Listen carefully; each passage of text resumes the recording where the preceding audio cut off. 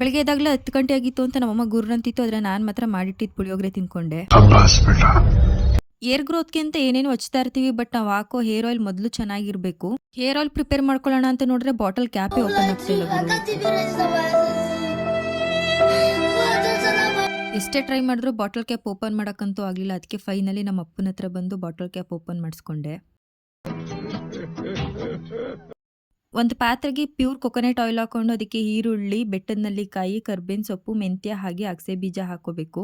ಸಣ್ಣ ಹುರಿ ಮಾಡಿ ಅದನ್ನ ನೀಟಾಗಿ ಕುದಿಸ್ಕೋಬೇಕು. ಈ ತರ ಮನೇಲಿ ಏರ್ ಆಯಿಲ್ ನ ನಾವೇ ಪ್ರಿಪೇರ್ ಮಾಡ್ಕೊಳ್ಳೋದ್ರಿಂದ ಏರ್ ಫಾಲು, ಡ್ಯಾಂಡ್ರಫ್ ಕಂಟ್ರೋಲ್ ಆಗಿ ಏರ್ ಗ್ರೋತ್ ಆಗುತ್ತೆ. ಇವರಿಬ್ರು ನಮ್ಮ ಮನೆ ಮೇಲ್ಗಡೆ ಮಾಡೋ ಟ್ಯೂಷನ್ಗೆ ಬರ್ತಾರೆ. ಇವರಿಬ್ರು ಟ್ಯೂಷನ್ಗೆ ಹೋಯ್ತಿರೋದು ನೋಡಿ ನಾನು ನನ್ನ ತಮ್ಮ ಟ್ಯೂಷನ್ಗೆ ಹೋಯ್ತಿದ್ ನೆನಪಾಯ್ತು. ಇವರಿಬ್ರು ಮುಖ ನೋಡಿದಾಗಲೇ ಗೊತ್ತಾಯ್ತು ಪಕ್ಕ ಇವ್ರ ಮನೆಯವ್ರ ಫೋರ್ಸ್ ಇಂದಾನೆ ಇವರು ಟ್ಯೂಷನ್ ಬರ್ತಾ ಇರೋದು ಅಂತ. ನಮ್ಮ ಅಪ್ಪಂಗೆ ನಾನು ಇಷ್ಟನ ನಮ್ಮ ಅಮ್ಮ ಇಷ್ಟನ ಅಂತ ಕ್ವಶನ್ ಕೇಳಿದ್ಕೆ ನಮ್ಮ ಅಪ್ಪನ ಆನ್ಸರ್ ಹಿಂಗಿತ್ತು.